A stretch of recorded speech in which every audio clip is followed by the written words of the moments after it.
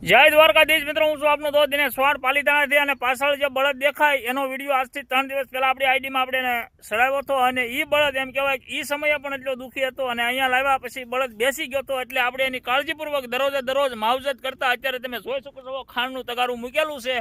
દરરોજ આપણે એને ખાંડ દઈએ છીએ અને દરરોજ એને માવજત પૂરી કરીએ છીએ, પણ બળદ ખૂબ એટલે ખૂબ દુઃખમાં છે અને ખૂબ જ દુઃખી છે. એટલે અવશ્ય કહું છું, કોઈ દિવસ કોઈ પણ વ્યક્તિને બળદ આપતા પહેલા એકવાર ખાતરીપૂર્વક વ્યક્તિત્વ ગોતો, સારો માણસ ગોતો, નકર સારી ગૌશાળામાં મૂકો, બાકી રોડે બળદ રખડતા ના મૂકો. આ ખુલ્લો પાઠ છે, તમે જોઈ શકો છો.